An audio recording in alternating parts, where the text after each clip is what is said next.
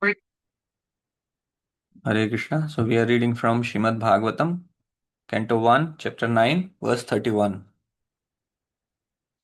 विशुद्धया धारणया हताशुभस्तदीक्षयैवाशु गतायुधश्रमः निवृत्त सर्वेन्द्रियवृत्तिविभ्रमस्तुष्टावजन्यं विसृज्जनार्दम जनार्दनम. Translation and purport by His Divine Grace Abhay Charanarovind Bhaktivedanta Swami Srila Prabhupada ki Jai. By pure meditation, looking at Lord Shri Krishna, he at once was freed from all material inauspiciousness and was relieved of all bodily pains caused by the arrow wounds. Thus, all the external activities of his senses at once stopped, and he prayed transcendently to the controller of all living beings while quitting his material body. Purport. The material body is a gift of the material energy, technically called illusion. Identification with the material body is due to forgetfulness of our eternal relationship with the Lord. For a pure devotee of the Lord, like Bhishma Deva, this illusion was at once removed as soon as the Lord arrived. Lord Krishna is like the sun, and the illusory external material energy is like darkness. In the presence of the sun, there is no possibility that darkness can stand. Therefore, just on the arrival of Lord Krishna, all material contamination was completely removed, and Bhishmadev was thus able to be transcendentally situated by stopping the activities of the impure senses in collaboration with the matter. The soul is originally pure, and so also the senses. By material contamination, the senses assume the role of imperfection and impurity. By revival of contact with the Supreme Pure Lord Krishna, the senses again become freed from material contaminations.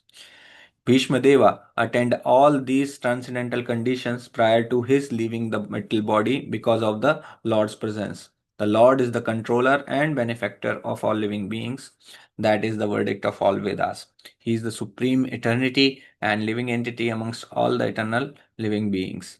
And he alone provides all the necessities for all kinds of living beings. Thus, he provided all facilities to fulfill the transcendental desire of his great devotee, Bhishmadeva, who prayed as follows. So, from this verse onwards, prayers of Bhishmadev will start. Actual prayers वो जो भगवान का glorification करते हैं वो यहाँ से प्रारंभ होता है। यहाँ से अ, हम देखते हैं कि भगवान ने हमें भौतिक शरीर क्यों दिया, जो प्रभुपाद एक्सप्लेन कर रहे हैं। भौतिक शरीर हमें दिया है ताकि हम भगवान के पास वापस जा सकें। यह एक प्रकार का एक साधन प्रदान किया गया है, जिस प्रकार कोई कंपनी आपको कार प्रदान करती है। तो कार देती है तो इसलिए देती है ताकि आप घर से कंपनी तक जा सकें उस कार का उपयोग करके। तो वास्तव में कार का उद्देश्य ये है। ये कोई भी फैसिलिटीज जो कंपनी देती है वो चाहती है कि आप कंपनी की सेवा में लगाएं। लैपटॉप देती है तो आपको लैपटॉप को कंपनी की सेवा में यूज करना है। मोबाइल देती है तो वो भी कंपनी की सेवा में। इसके अलावा आपको और भी यूज भी करने देती है। जैसे लैपटॉप खरीदा तो लैपटॉप आप अपने पर्सनल यूज के लिए भी कर सकते हैं, कई जगह अलाउड भी है। और कार भी आप कर सकते हैं।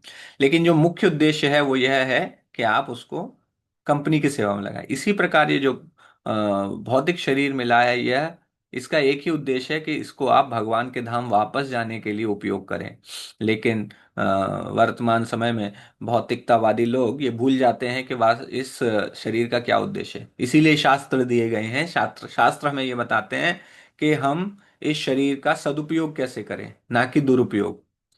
इस शरीर से इंद्रिय तृप्ति, इंद्रिय भोग भी होता है, लेकिन इंद्रिय भोग और इंद्रिय तृप्ति एक रेगुलेशन प्रदान किया गया, एक फैसिलिटी प्रदान की गई है कि आप उसको जब रेगुलेटेड वे में करेंगे तो वो अलाउड है। जब आप उसको इरेगुलर वे में करेंगे, अनरेगुलेटेड करेंगे, अनरिस्ट्रिक्टेड करेंगे, बिना किसी सीमा के शरीर का दुरुपयोग किए जा रहे हैं, शराब पिए जा रहे हैं, सिगरेट पिए जा रहे हैं, और व्यभिचार किए जा रहे हैं, इस प्रकार से जब कोई शरीर का दुरुपयोग करता है तो उसको पुनः जन्म लेना पड़ता है, और इन सब क्रियाकलापों के लिए उसको, इन पापों के लिए उसको फल भी भोगना पड़ता है।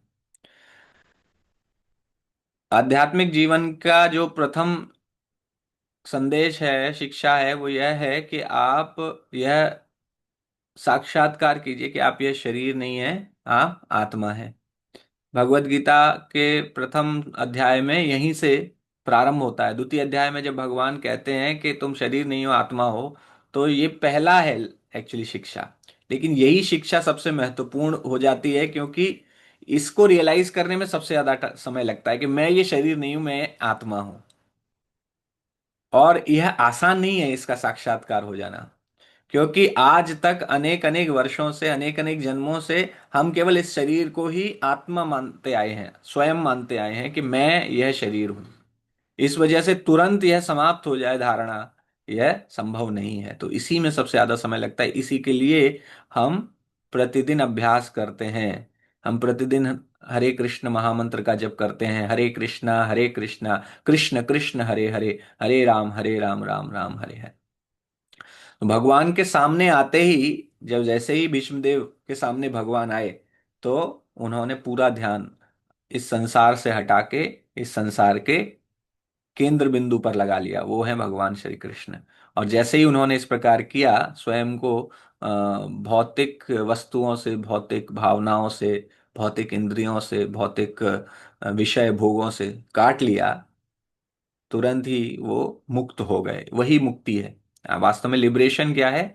जब आपका ध्यान भगवान में लग जाए और आप किसी प्रकार के बंधन में नहीं रहेंगे उसके बाद।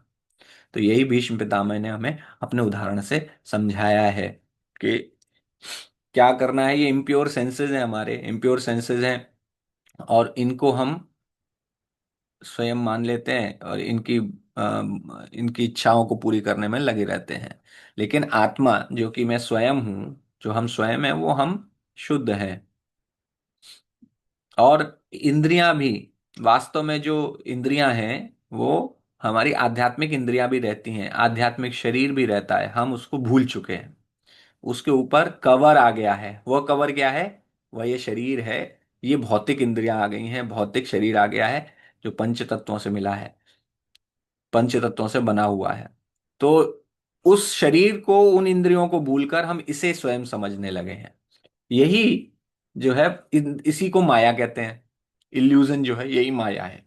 लेकिन भगवान पे जैसे ही आप ध्यान लगाते हैं, तुरंत ही ये माया समाप्त हो जाती है। अभी भीष्म पितामह आगे क्या कहते हैं, ये हम देखते हैं। somebody can read। Yes, Prabhuji, I can read.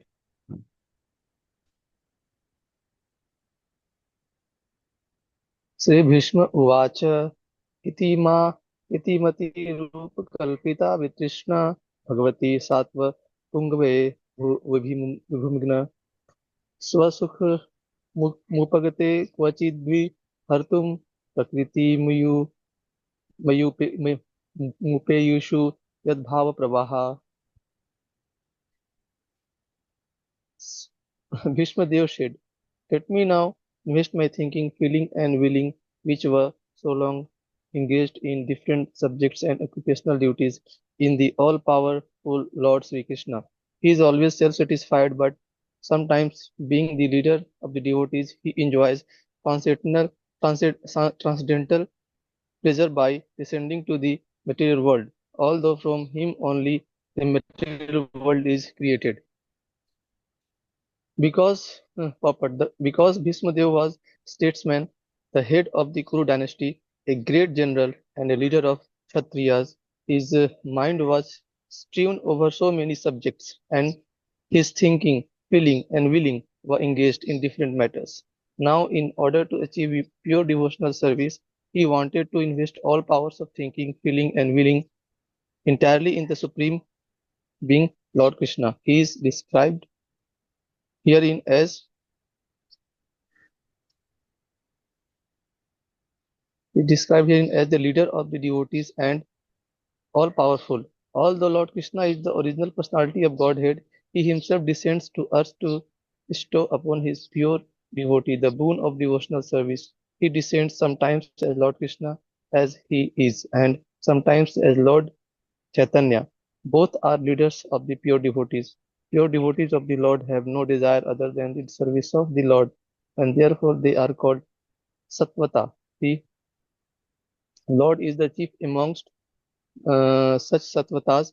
Bhismadev therefore had no other desires. Unless one is purified from all sorts of material desires, the Lord does not become one's leader.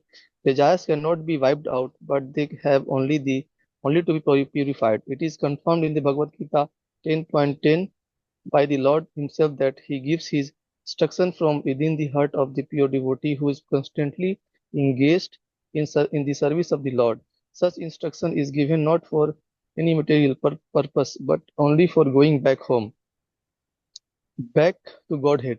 For the ordinary man who wants to lord it over material nature, the Lord only sanctions and becomes a witness of activities, but He never gives the non-devotee instruction for going back to Godhead. That is the difference in dealing by the Lord with different living beings, both the devotees and the non-devotees. He is the leader of all the living beings, as the king of the state rules both prisoners and the free citizens. But his dealings are different in terms of devotee and non-devotee. Non-devotees never care to take any instruction from the Lord, and therefore the Lord is silent in their case, although he witnesses all their activities and awards them the necessary results, good or bad. Devotees are above the material goodness and badness. They are progressive on the path of transcendence, and therefore they have no desire for anything material. Devotee, also known Sri Krishna as the original Narayana, because Lord Krishna by his plenary portion appears as Karan Karan Vishnu, the original source of all material creation. The Lord also desires the association of his pure devotee, and for them only the Lord descends to the earth and enlivens them. The Lord appears out of his own will. He is not forced by the conditions of material nature. He is therefore described here as Vibhu or Almighty, for he is never conditioned by the laws of material nature.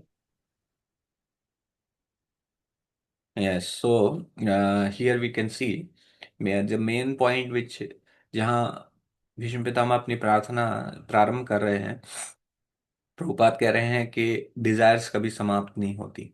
Dzire सही बात है कि हमारी समाप्त नहीं होती, और desires को जब हम फोर्सफुली चोक करने की कोशिश करेंगे तो वो अचानक से फट के निकलेंगी बाद में। तो अध्यात्म का एक पथ ऐसा है जिसमें आपको अपनी इच्छाओं को दबाने के लिए कहा जाता है।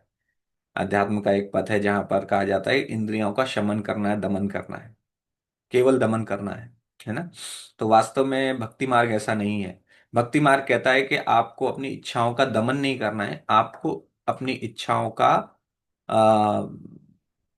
पथ प्रदर्शन करना है, सही मार्ग पर इसको लेके जाना है कि कौन से मार्ग से आपकी इच्छाएं ठीक हैं। तो भौतिक इच्छाओं का दमन करना है और आध्यात्मिक इच्छाओं को उजागर करना है, उनका उपयोग करना है। तो आध्यात्मिक मार्ग पर अपनी इच्छाओं को लेकर जाना है। जैसे किसी बच्चे के हाथ में अगर कुछ चाकू है और अगर आप उस चाकू को उसके हाथ से छीन लेंगे तो बच्चा बहुत उत्पात मचाएगा। लेकिन जैसे ही वो चाकू की जगह आप दूसरा टॉय उसके हाथ में थमा देंगे तो वो व्यस्त हो जाएगा। तो केवल चाकू छीनना नहीं है, उसके हाथ में टॉय भी थमाना है।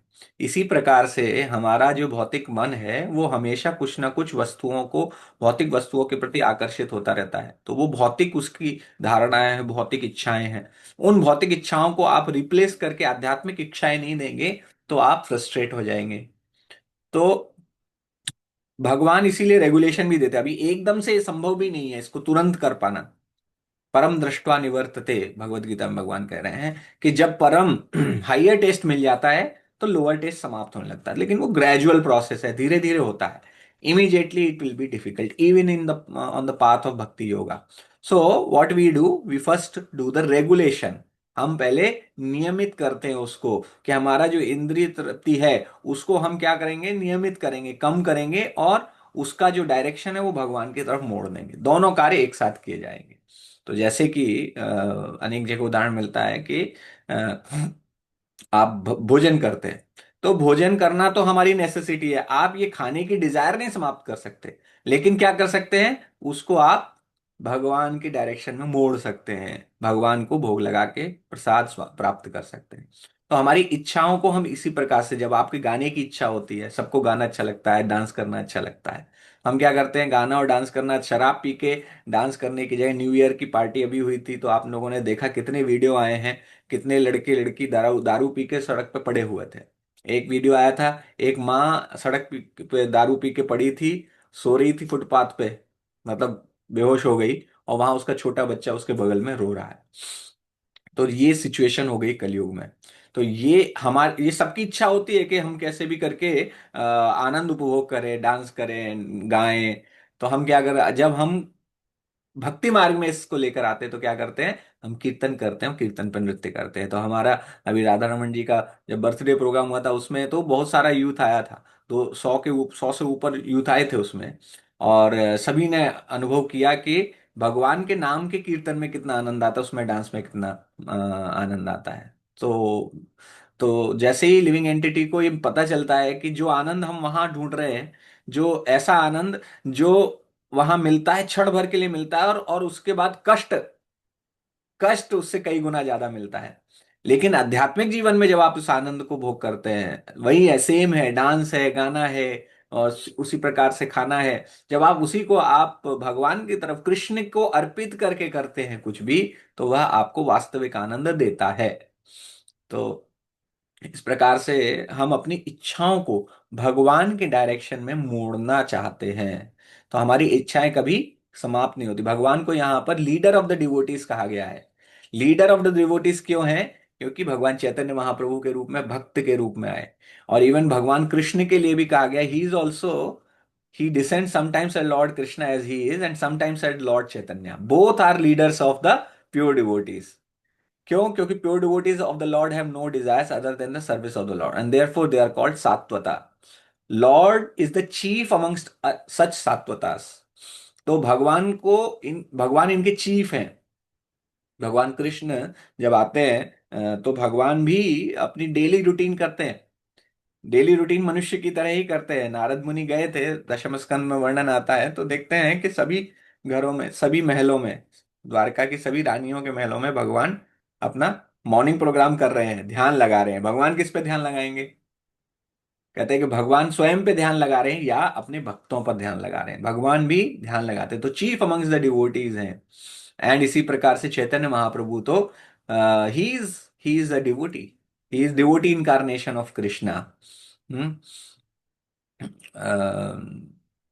हम इसमें कहते हैं कृष्णाय वासुदेवाय, कृष्णाय वासुदेवाय, this is one of the shlokas before starting. नष्ट प्रायेषु भद्रेषु नित्यं भागवत सेवया भगवती उत्तम श्लोके भक्तिर्भवति नैष्टिकी। कृष्णाय वासुदेवाय देवकी नंदनाय च नंद गोप कुमाराय गोविंदाय नमो नमः। पंचतत्वात्मकं कृष्णं भक्त रूप स्वरूपकं भक्तावतारम भक्ताख्यम नमामि भक्त शक्तिकम। तो भक्त अवतारम, भक्त के अवतार के रूप में भगवान आए चैतन्य महाप्रभु के रूप में, तो उनको भी हम प्रणाम करते हैं। तो चैतन्य महाप्रभु क्या है? स्वयं भगवान है। इसी प्रकार से भगवान कृष्ण, तो ये सात्वत कहलाते हैं क्योंकि वह भक्त के रूप में भी अवतार है, chief amongst the devotees. So we are fortunate to be in the mission of lord Chaitanya, who is none other than Radha and Krishna. Shri Krishna Chaitanya, Radha Krishna, नहीं अन्य। So he has given us the process for Kali Yuga, which is very important process. This process is actually applicable for all the yugas. But in other yugas, the problem is people are more focused on other processes. They consider, ah, this is very easy, chanting the holy names of the Lord. So they go for tapasya, they go do yajna. But in Kali Yuga, they can't do other processes. It is very difficult to follow other processes, yajna and deity worship. There are so many rules and regulations. Tapasya, so difficult. You don't have that much life also. In Kali Yuga, there is only one process. You cannot do any other process. Just chant the holy names of the Lord. Hare Krishna, Krishna Krishna, Hare Hare, Hare Ram, Ram Ram, Hare Hare। ग्रंथराज Shrimad Bhagavatam की जय, शिल प्रभुपाद की जय। हरे कृष्णा।